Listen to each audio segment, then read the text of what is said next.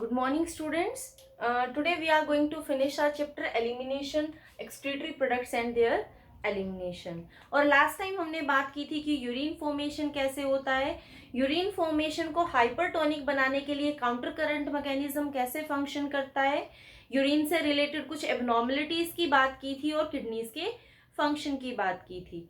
Today we are going to discuss कि other than kidney some other parts of our body are also involved in the process of excretion. So other organs that are involved in process of excretion are involved in excretion. The first one are lungs. Lungs are part of our excretory system. और lungs किस में help करते हैं? हमें inhalation और exhalation में help करते हैं. नाउ जब हम एक्सक्रीशन की बात कर रहे हैं, so lungs are going to exhale out carbon dioxide after respiration. Cellular respiration जो भी कार्बन डाइऑक्साइड रिलीज होती है उसको एक्सेल आउट करते हैं lungs. And along with carbon dioxide water is also excelled out. So water depends upon the environmental conditions. If the environment is hot and humid, अगर hot और humid environment है, then less water will be removed out from the body. And if it is cold and dry, more water will be removed out of the body. So lungs are involved in the process of expulsion of carbon dioxide and water from the body. This is completely waste, so it is excreted out. The second body part is skin. Skin is also involved in the process of excretion. Now in skin two glands are present and both these glands are involved in excretion. The first one are sudoriferous glands जिन्हें हम sweat glands बोलते हैं. And they are leading to the production of sweat. अगर हम sweat की बात करते हैं, that is mostly containing 99.5% water is present in the sweat. And other than water salt is there, some amount of urea is present, some amino acids and lactic acid and glucose is present. So sweat also, the production of sweat also depends upon the environment and the physical activities. If an individual is doing more physical activities, sweat production will increase, and if an individual is not doing much of the physical activities, then there will be no sweat production. So sweat production varies from 0 to 14 liter depending upon the environment and the physical activities the person is doing. And the pH of sweat is 4.5. And when this sweat evaporates, जब भी sweat evaporate होता है, then it leads to cooling down of our body. So this is how sweat is helpful. जो second glands present होती हैं skin में, they are sebaceous glands. The second one are sebaceous glands. और sebaceous glands को हम बोलते हैं oil glands.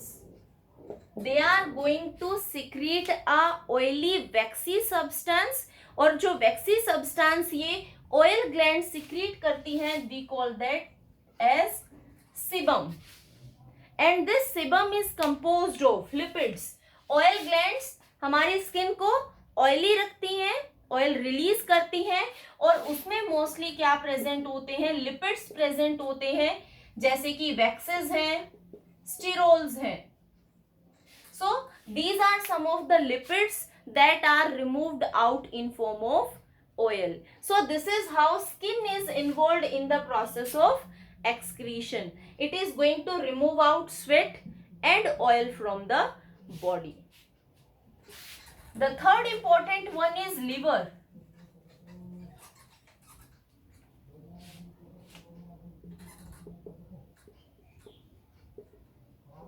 Liver के बारे में हम पहले भी पढ़ चुके हैं. The first important thing about liver is that urea is going to be formed inside the liver. Ornithine cycle liver में परफॉर्म होती है जिसमें यूरिया प्रोड्यूस होता है और ये यूरिया यूरिन की हेल्प से रिमूव आउट कर दिया जाता है. Other than urea some of the pigments are also produced in liver और ये पिगमेंट्स भी बॉडी से एक्सक्रीट आउट कर दिए जाते हैं in the with the help of faeces. These are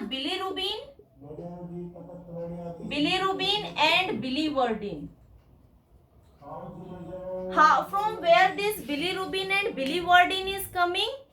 From the worn out RBCs. जो भी डेड RBCs होती हैं उनका जो हीमोग्लोबिन प्रेजेंट है उस हीमोग्लोबिन को ब्रेक डाउन करके वहां से प्रोड्यूस किया जाता है bilirubin and biliverdin. And this bilirubin and biliverdin will be going to enter into bile juice. So liver is going to release bilirubin and biliverdin in bile juice और bile juice हमें पता है कहाँ enter करेगा, intestine में enter करेगा. And from intestine these pigments are removed out in form of feces. तो इस तरीके से लीवर इन्वॉल्व होता है. इसके अलावा भी ऐसे बहुत सारे सब्सटेंसेस हैं जो लिवर की हेल्प से एक्सक्रीट आउट किए जाते हैं. The another body part is intestine.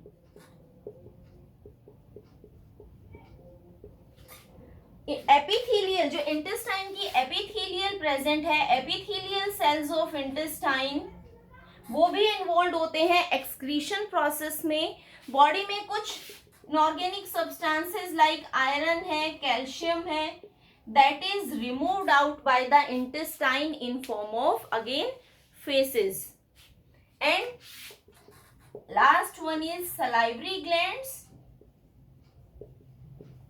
These salivary glands, they are also going to release some of the components. They are involved in the process of excretion like thiocyanate, potassium iodide,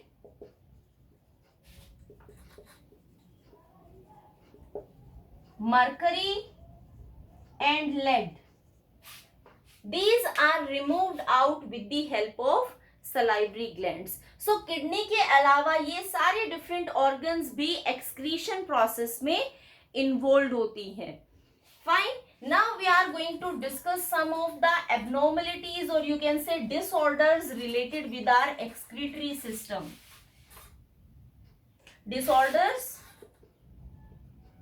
of excretory system.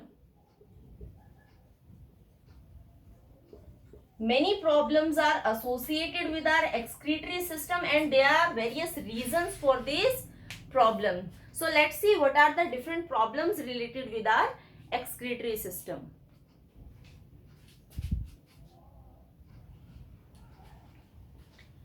The first one is uremia. Uremia simply means high concentration of urea. High concentration of urea. Here we are talking about high concentration of urea in blood. Normally क्या होता है, जब excretory system properly function करेगा तो urea की जो access of concentration है वो कहाँ मूव कर जाएगी, नेफ्रॉन्स में मूव कर जाएगी और फाइनली यूरिन की हेल्प से रिमूव हो जाती है. लेकिन जब हमारा एक्सक्रीटरी सिस्टम प्रॉपरली फंक्शन नहीं करता है so the level of urea continuously rises inside the blood क्योंकि वो एक्सक्रीट आउट नहीं हो पाता है. That condition is uraemia. और अगर किडनी प्रॉपरली फंक्शन नहीं कर रही है तो यूरीमिया भी लगकर, अगर किडनीज आफ्टर ट्रीटमेंट भी प्रॉपरली फंक्शन नहीं कर पाती हैं और यूरिया का लेवल एक्सेसिवली इंक्रीज करता है, because urea is a toxic substance so other organs are also going to be affected. इसलिए इस यूरिया को रिमूव आउट कर दिया जाता है with the help of haemodialysis, जिसे हम आर्टिफिशियल किडनी भी बोलते हैं. And later on we will talk about the process of haemodialysis. Now the second medical condition associated with excretory system is renal failure. Renal failure simply means functioning of kidney are affected. Either one or both of the kidney are going to stop. No filtration will be there. So the thing is, when renal failure is taking place, there is decrease in glomerular filtrate.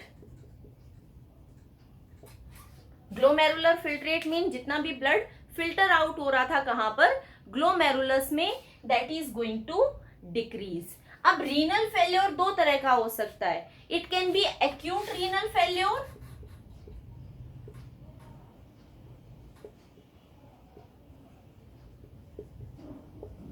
means which is not having severe effects and it can be treated, or it can be chronic renal failure,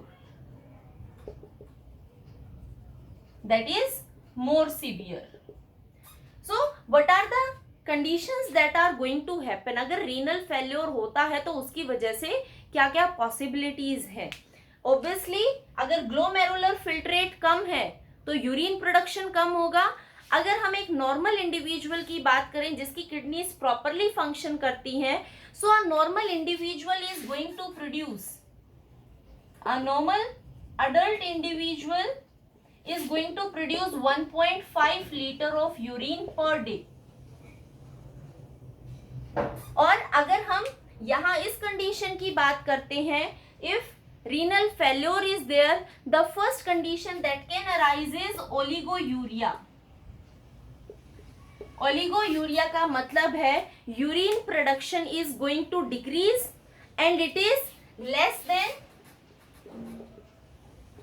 250 ml per day, that is oligouria. And another more severe condition can be there, that is anuria, means here the urine production has extremely decreased and it is now less than 50 ml. So these are the conditions that can arise after renal failure. And what can be the causes of renal failure? क्या क्या causes हो सकते हैं इस renal failure के या glomerular filtrate के decrease होने के? The reasons can be low blood volume. अगर blood volume कम होगा तो filtrate भी कम produce होगा. So let's talk about the causes of renal failure.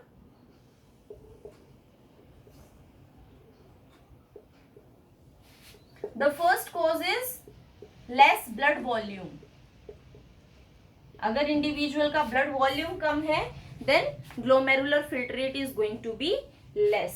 The second one can be less cardiac output.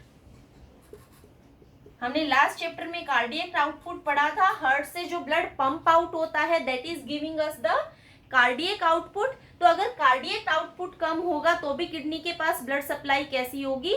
कम होगी, and that can also lead to renal failure. Third can be, there can be kidney stones that are also preventing the supply of blood into the kidney, or it is affecting the functioning of kidney. There can be any type of inflammation or any type of disturbance in the renal tubules. If all these conditions are there, they are leading to renal failure. And what are the effects of renal failure? The effect can be oedema. Oedema simply means tissues में liquid accumulate होता जाता है. That condition is known as oedema. There is accumulation of excess of fluid in tissues, and that is oedema. So that can be one effect of renal failure, क्योंकि liquid move out नहीं हो रहा है body से, urine production is very less, so that is continuously accumulating in the tissues. The second thing that can happen over there is increased phosphate level और ये phosphate level is leading to increase in phosphate level is leading to cardiac arrest. This can be the second effect. And third effect is अगर kidneys properly function नहीं कर रही हैं, तो हमने कल बात की थी किडनी क्या रिलीज करती हैं, a hormone that is इराइथ्रोपोएटिन.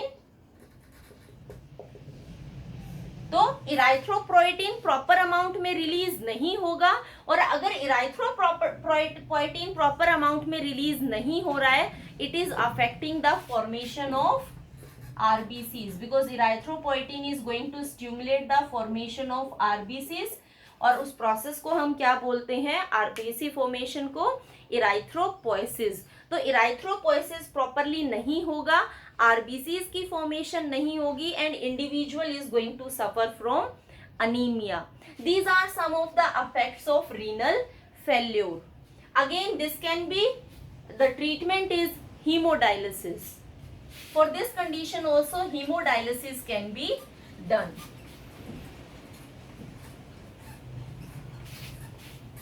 Now the next disorder can be renal calculi, or simply we call as kidney stones. This is a painful situation. Individual suffers from lots of pain, and it is because of accumulation of stones. Stones are present, or these stones are simply crystallized salts of salts. It can be oxalate. Say, so they are continuously going to accumulate in the kidney, and it is affecting the functioning of kidney. The next one is nephritis.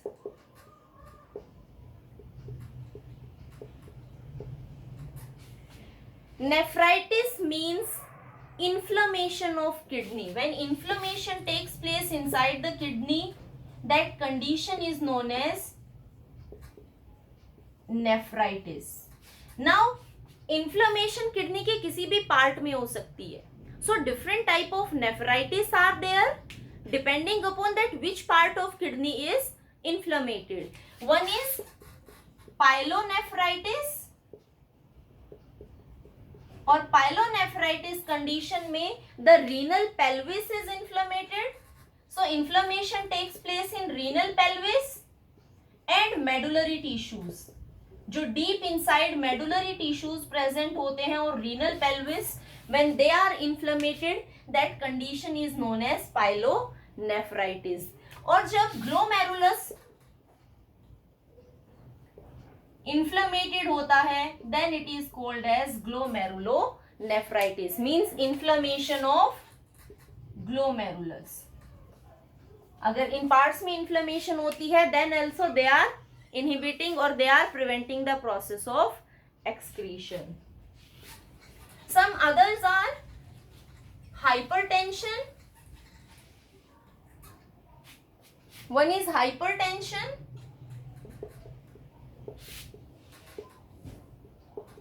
Hypertension is increased in blood pressure. और हमने बात की थी that renin, a hormone renin that is secreted by juxtaglomerular cells, और rennin क्या करता है, एक पाथवे को प्रोसीड करता है, और ये पाथवे इन्वॉल्व होता है ब्लड प्रेशर और ब्लड वॉल्यूम इंक्रीज करने के लिए. तो जब बहुत सारा excess of renin will be released out, this excess of renin is going to help, it's going to increase the blood pressure. और जब blood pressure normal blood pressure से high होता है, then we are calling this condition as hypertension. So high level of renin is leading to the process of hypertension. Then another one is renal tubular acidosis. In this condition, simply bicarbonate ions, they are lost. Huge amount of excess of bicarbonate ions are removed in form of urine. So bicarbonate ions are removed out in urine, and that is known as renal tubular acidosis. Now the next one is, we have already talked about oedema. That is, there is excessive accumulation of fluids in the tissue. और ये excessive accumulation क्यों होता है? जब हमारे interstitial fluid में बहुत ज्यादा सोडियम आयंस प्रेजेंट होंगे. There are lots of sodium ions that are present in the interstitial fluid. Then what happen? More and more retention of water will take place. Collecting duct और DCT, यहाँ से बहुत ज़्यादा water absorb होगा. So urine में water will be less, and inside our body there will be more retention of water. और ये जितना ज़्यादा fluid retain होता है, that fluid is going to collect in the tissues, and that condition is oedema. The next one is diabetes insipidus. हमने diabetes insipidus की बात पहले भी की थी.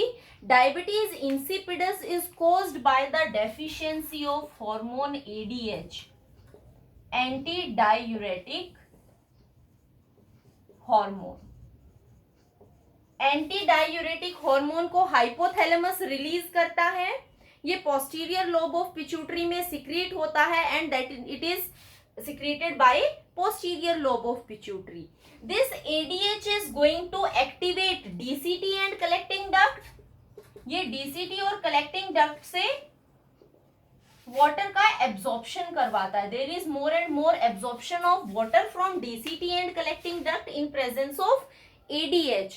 लेकिन जब ADH की deficiency होगी, then what happens? Then there will be less absorption of water.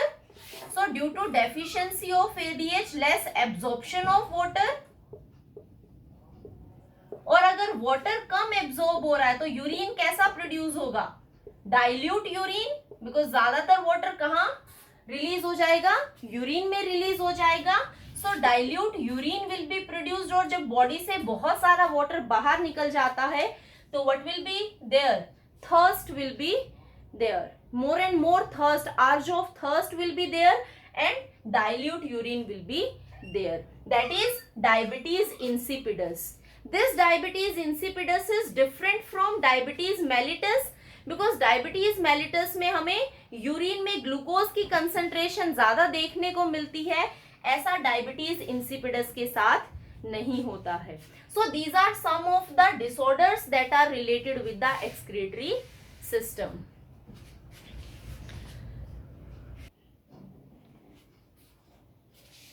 Now let's talk about the important topic, that is artificial kidney. Artificial kidney के बारे में हमने 10th क्लास में भी पढ़ा था. हीमोडायलिसिस परफॉर्म किया जाता है उन इंडिविजुअल्स के साथ जिनकी किडनी फंक्शन नहीं करती है. अगर किडनी फंक्शन नहीं कर रही है, देन व्हाट विल हैपन? जो टॉक्सिक और वेस्ट सब्सटेंसेस है वो बॉडी से बाहर रिमूव आउट नहीं हो रहे हैं, and they start accumulating inside the body. और अगर वो टॉक्सिक सब्सटेंसेस कंटिन्यूअसली बॉडी में अक्यूमुलेट हो रहे हैं, so they are affecting various metabolic pathways. तो उसके लिए क्या किया जाता है? इंडिविजुअल जिसकी किडनी प्रॉपरली फंक्शन नहीं कर रही है, उन्हें एक मशीन जो कि बिल्कुल किडनी के जैसे फंक्शन करती है, इसलिए हम उसको बोलते हैं आर्टिफिशियल किडनी. उस मशीन की हेल्प से बॉडी से वेस्ट और टॉक्सिक सब्सटेंसेस को रिमूव किया जाता है, and this process is known as haemodialysis. क्योंकि ब्लड का डायलिसिस हो रहा है, that's why it is known as haemodialysis. So haemodialysis में सिंपली ब्लड में जितना भी वेस्ट और टॉक्सिक सब्सटेंस है उसको एक मशीन से, एक आर्टिफिशियल किडनी की हेल्प से रिमूव आउट किया जाता है. So let's talk about the process of haemodialysis. Basically क्या करते हैं हीमोडायलिसिस में? For haemodialysis the machine is having a dialysing chamber. A dialyser is there. This is a dialyser, और इस डायलाइजर में दो ओपनिंग्स हैं. One is for inlet and one is for outlet. यहां से एक फ्लूइड एंटर करता है और यहां से फ्लूइड बाहर मूव करता है। जो फ्लूइड इस डायलाइजर में प्रेजेंट होता है उसे बोलते हैं dialysing fluid. So a dialyzing fluid is going to enter from this opening, and from this opening it is going to remove out. Now inside this dialyzer chamber a cellophane tube is present, and this cellophane tube is present in coiled form. इस तरीके से coiled form में एक cellophane tube present है। Here this cellophane tube is having small pores, छोटे छोटे pores present होते हैं इस सेलोफेन ट्यूब में। जो स्मॉल साइज के पार्टिकल्स हैं ये उनको अलाउ करती है बाहर आने को, जो बड़ी साइज की सेल्स होंगी ब्लड में उनको बाहर अलाउ नहीं करती है। अगर हम बात करें इस डायलाइजिंग फ्लूइड की, इस डायलाइजिंग फ्लूइड की कंसंट्रेशन, जो न्यूट्रिएंट्स प्रेजेंट हैं, जो प्लाज्मा प्रोटीन्स प्रेजेंट हैं ब्लड में, ऑलमोस्ट बिल्कुल वैसी ही कंसंट्रेशन रखी जाती है इस डायलाइजिंग फ्लूइड की। So it is almost having same concentration of blood plasma, और I can say it is isotonic. ये किसके साथ आइसोटोनिक है? ब्लड प्लाज्मा के साथ आइसोटोनिक है, except waste, urea, uric acid, hippuric acid, creatinine इसमें प्रेजेंट नहीं है। बाकी की सारे के सारे सब्सटेंसेस प्रेजेंट है जो कि हमारे ब्लड प्लाज्मा में होते हैं। नाउ यहां से fresh unused dialysis fluid enter करता है और जो यूज्ड डायलाइज्ड फ्लूइड है वो यहां से बाहर रिमूव आउट कर जाता है। जो अपर पोर्शन है इस सेलोफेन ट्यूब का, एक निडल की हेल्प से जो पेशेंट है उसकी रेडियल आर्टरी के साथ इसको अटैच किया जाता है। So from here blood is going to enter, blood अंदर आएगा रेडियल आर्टरी से, यहां पर एक पंप अटैच्ड होता है जो इस ब्लड की मूवमेंट को कंट्रोल करता है, and blood is going to enter into this cellophane tube. जब ब्लड इस सेलोफेन ट्यूब में एंटर करता है तो यहां पर हिपेरिन ऐड किया जाता है। हमने हिपेरिन के बारे में पढ़ा था, दैट इज एन एंटीकोएगुलेंट। सो इस सेलोफेन ट्यूब में ये हिपेरिन ब्लड को कोएगुलेट नहीं होने देता है। So blood is going to enter in this cellophane tube. अब सेलोफेन ट्यूब में जब ब्लड एंटर करेगा, this dialyzing fluid is having all the components just like blood, लेकिन टॉक्सिक सब्सटेंसेस यहाँ पर प्रेजेंट नहीं है। तो क्या होगा, ब्लड में जितने भी टॉक्सिक सब्सटेंसेस हैं उनकी कंसंट्रेशन सेलोफेन ट्यूब में ज्यादा है, जो बाहर डायलाइजिंग फ्लूइड प्रेजेंट है उनमें टॉक्सिक्स और वेस्ट की कंसंट्रेशन कम है। So simply the process of diffusion takes place. जैसे जैसे ब्लड इस सेलोफेन ट्यूब से मूव करेगा, जितना भी वेस्ट और टॉक्सिक सब्सटेंस है वो कहाँ डिफ्यूज हो जाएगा, डायलाइजिंग फ्लूइड में डिफ्यूज हो जाएगा। This is simply the process of diffusion. Higher concentration से वेस्ट मटेरियल लोअर कंसंट्रेशन की तरफ मूव कर गया। अब अगर कंटिन्यूअसली इस डायलाइजिंग फ्लूइड को यहां से बाहर नहीं निकालेंगे तो डायलाइजिंग फ्लूइड में भी क्या होगा, वेस्ट की कंसंट्रेशन बढ़ती जाएगी, और अगर दोनों में कंसंट्रेशन ग्रेडियंट नहीं बना, कंसंट्रेशन का डिफरेंस नहीं रहा तो डिफ्यूजन नहीं होगा। इसलिए जो यूज्ड होता है जिसमें वेस्ट प्रेजेंट है वो यहाँ से बाहर निकलता रहेगा, और जो फ्रेश है वो एंटर करता रहेगा। जब यहाँ तक पहुंचते हैं तो ऑलमोस्ट सारा ब्लड प्यूरिफाई हो चुका होता है, और वापस से इस प्यूरिफाइड ब्लड को इंडिविजुअल की रेडियल वेन में एंटर कर दिया जाता है। जब यहाँ से ब्लड एंटर करता है तो उसका टेम्परेचर बहुत ही लो रखा जाता है, 0 डिग्री सेल्सियस कम कर दिया जाता है। जब यहाँ पर ब्लड वापस से रेडियल वेन में एंटर करवाएंगे तो ब्लड को नॉर्मल बॉडी टेम्परेचर के इक्वलाइज करके इंडिविजुअल की बॉडी में इस ब्लड को ट्रांसफर कर दिया जाता है। अगर हम एक टाइम की बात करें तो इस डायलाइजर में almost 500 ml of blood circulate होता है एट वन टाइम। और अगर हम ड्यूरेशन की बात करें कि कितने टाइम बाद एक इंडिविजुअल को हम हीमोडायलिसिस के लिए ले जाते हैं, सो दैट डिपेंड्स अपॉन कि उसकी बॉडी कंडीशंस कैसी है। It can B in week 3 times a individual is going for hemodialysis or almost it is taking 5 to 6 hours. इस पूरे प्रोसेस के लिए 5 से 6 घंटे लगते हैं हीमोडायलिसिस प्रोसेस के लिए. सो ये कंप्लीटली कैसे फंक्शन करता है, जैसे एक किडनी फंक्शन करती है, इसलिए हम इसको क्या बोलते हैं, artificial kidney. This is how haemodialysis can be done. Haemodialysis के अलावा भी देयर इज अनदर मेथड जो कि यूज किया जाता है and that is known as CAPD, continuous ambulatory peritoneal dialysis.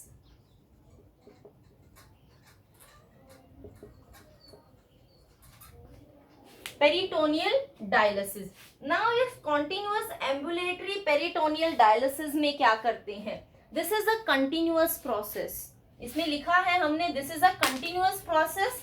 It simply means इस प्रोसेस को बार बार किया जाता है, हर थोड़े घंटे के बाद, फ्यू आवर्स के बाद इस प्रोसेस को किया जा सकता है. अनदर थिंग, हीमोडायलिसिस में हमें डॉक्टर की हेल्प लेने की जरूरत पड़ती है. It is under supervision, medical supervision. जो प्रोसेस है CAPD, ये इंडिविजुअल अपने आप से परफॉर्म कर सकता है. This is the difference. यहाँ पर मेडिकल हेल्प की रिक्वायरमेंट नहीं होती है. वहां पर सेलोफेन ट्यूब यूज की जाती थी, यहाँ पर पेरिटोनियल, जो पेरिटोनियम है that is used because it is acting as a semi permeable membrane. Where this peritoneum is present और ये कैसे यूज की जाती है, हम उसके बारे में बात करते हैं. See, this is our abdominal cavity. हमारी एब्डोमिनल कैविटी है. हमारी एब्डोमिनल कैविटी की जो इनर लाइनिंग होती है, जो अंदर के साइड जो लाइनिंग प्रेजेंट होती है, this inner lining of abdominal cavity is peritoneum. वो पेरिटोनियम है. अब यहां से बाहर कंटिन्यूअसली क्या हो रहा है, मसल्स प्रेजेंट हैं और वहां से ब्लड वेसल्स मूव कर रही है. These are blood vessels. और ये हमारी एब्डोमिनल कैविटी है. अब व्हाट इज डन, एक छोटे से सर्जिकल ऑपरेशन की हेल्प से देयर इज अ कैथेटर. एक कैथेटर को इंट्रोड्यूस कर दिया जाता है इंडिविजुअल की एब्डोमिनल कैविटी तक और यहां पर एक पंप प्रेजेंट होता है. This always remains with the body of the individual. इसे फिट कर दिया जाता है कैथेटर को और ये एब्डोमिनल कैविटी तक मूव करता है. Now here this waste is present, here abdominal fluid is present. अब इस पंप के बाहर मार्केट में बहुत सारे डायलाइजर्स प्रेजेंट होते हैं, तो डायलिसिस फ्लूइड को अटैच कर दिया जाता है. तो whenever this pump will be set open, तो ये डायलिसिस फ्लूइड कहाँ एंटर करेगा, it is going to enter into the abdominal cavity through this pump. अब जब ये डायलाइजिंग फ्लूइड एंटर करता है, again same thing, dialyzing fluid में ब्लड प्लाज्मा जैसी कंसंट्रेशन है लेकिन वहां पर वेस्ट नहीं है. सो ये जो ब्लड वेसल्स हैं, इनमें जितना भी वेस्ट प्रेजेंट है वो कहाँ एंटर कर जाएगा, this peritoneum is acting as a semi permeable membrane और इस सेमी परमिएबल मेम्ब्रेन से ये सारा एब्डोमिनल कैविटी में एंटर हो जाएगा. When this is going to enter in the abdominal cavity, the waste, this fluid is again with the help of this pump, this fluid is again sucked back और इस बोतल में उसे वापस से फिल कर दिया जाता है and this bottle can now be discarded. इसको फेंक दिया जाता है. Another time a new dialysis bottle can be used and the same process can be done again. तो इस तरीके से एक इंडिविजुअल अपने बेसिस पे कंटिन्यूअसली इस प्रोसेस को प्रोसीड कर सकता है और बॉडी से टॉक्सिक मटेरियल्स रिमूव हो जाते हैं. लेकिन अगर हम कंपेयर करें इसकी इफेक्टिवनेस हीमोडायलिसिस के कंपैरिजन में, तो ये हीमोडायलिसिस के कंपैरिजन में थोड़ा लेस इफेक्टिव है. एक टाइम पे सारे टॉक्सिक्स को बाहर नहीं निकाल पाता है, इसलिए इसको कंटिन्यूअसली करना पड़ता है, बार बार करना पड़ता है वेस्ट को बॉडी से रिमूव आउट करने के लिए। This is how different artificial processes are used, जो कि कैसे फंक्शन करते हैं, नॉर्मल किडनी की तरह फंक्शन करते हैं और इनकी हेल्प से बॉडी से वेस्ट को रिमूव आउट किया जाता है। Now the last topic we are left is kidney transplantation. जब किडनी डैमेज हो जाती है तो परमानेंट सॉल्यूशन क्या है, परमानेंट ट्रीटमेंट क्या है कि अगर कोई डोनर मिल जाता है जिससे हम किडनी, हेल्दी किडनी ले सकते हैं, तो जिस इंडिविजुअल की किडनी फंक्शन नहीं कर रही है, डोनर से उस इंडिविजुअल की बॉडी में एक हेल्दी किडनी को ट्रांसफर किया जा सकता है ताकि नॉर्मल फंक्शनिंग फिर से स्टार्ट हो जाए।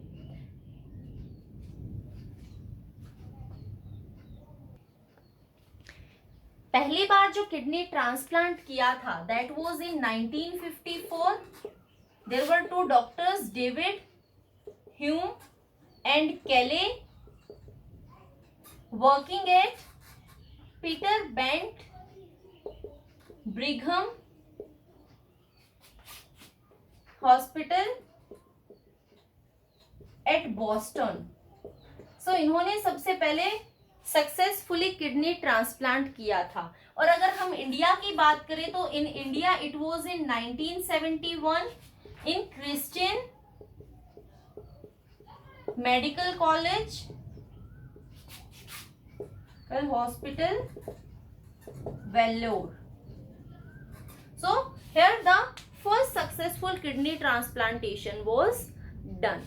अगर हम किडनी ट्रांसप्लांटेशन की बात करते हैं तो अगर हम सक्सेसफुल रेट की बात करें, there is always chances of rejection. Rejection का मतलब जब हमने एक इंडिविजुअल की बॉडी में बाहर से एक किडनी को डाला है, एक ऑर्गन को ट्रांसप्लांट किया है, तो बहुत सारे केसेस में बॉडी उस एक्सटर्नल ऑर्गन को एक्सेप्ट नहीं कर पाती है, मींस वो इंडिविजुअल की बॉडी में फंक्शन नहीं करेगी and that is known as rejection, organ rejection. So less chances organ rejection के कब होते हैं, जब किडनी कहां से ट्रांसफर की जाए, from the body of the twin. अगर दो ट्विन्स हैं उनमें किडनी ट्रांसप्लांटेशन होता है that is known as isograft.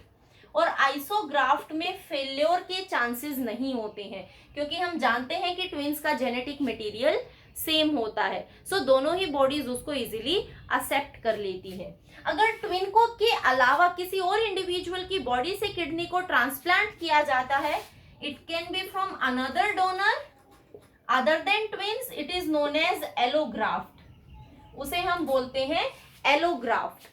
It can be from a living individual, और अगर किसी इंडिविजुअल की किसी एक्सीडेंटल प्रोसेस में या किसी भी रीजन से, ब्रेन हैमरेज, किसी भी रीजन से अगर डेथ हो जाती है तो हम उसकी किडनी को भी ट्रांसप्लांट कर सकते हैं। नाउ जब हम एलोग्राफ्ट करते हैं तो different immunosuppressants are used. Immunosuppressive drugs use की जाती हैं जो इम्यून सिस्टम, पेशेंट के इम्यून सिस्टम को वीक कर देती हैं। अगर पेशेंट का इम्यून सिस्टम वीक होगा तो ऑर्गन रिजेक्शन के चांसेस भी कम होंगे। The simple example of a immunosuppressant is cyclosporin. तो इम्यूनोसप्रेसेंट्स की प्रेजेंस में एलोग्राफ्ट्स को इजीली परफॉर्म किया जा सकता है। जब भी किडनी ट्रांसप्लांटेशन किया जाता है तो डोनर और रेसिपिएंट की मैचिंग की जाती है। बहुत सारे फैक्टर्स हैं जिन्हें देखा जाता है। For example their blood group, दोनों का ब्लड ग्रुप मैच होना चाहिए अगर हम ट्रांसप्लांटेशन परफॉर्म कर रहे हैं। The second thing is HLA, human leukocyte antigen. जो WBCs प्रेजेंट है उनके सरफेस पर एंटीजन्स प्रेजेंट होते हैं। 3 antigens are coming from mother and 3 antigens are coming from father. इन एंटीजन्स को मैच करके देखा जाता है। डोनर और रेसिपिएंट के बीच में जितने ज्यादा एंटीजन्स की मैचिंग होगी, एक्सेप्टेंस के चांसेस उतने ही ज्यादा होंगे। And the third thing is blood. Donor और रेसिपिएंट के ब्लड को मिक्स कर दिया जाता है। Small amount of blood is taken from donor and small amount of blood is taken from recipient, दोनों के ब्लड को मिक्स किया जाता है और अगर दोनों में कोई रिएक्शन नहीं होती है that means there are more chances of acceptance. इस तरीके से मैचिंग करने के बाद ही ट्रांसप्लांटेशन किया जाता है।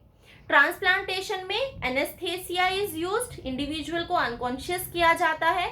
There is a cut that is made in the lower abdomen और वहां से नई किडनी को बॉडी में प्लेस कर दिया जाता है। जो उसकी आर्टरीज और वेन्स होंगी उनको इलिक आर्टरी और इलिक वेन के साथ अटैच कर दिया जाता है।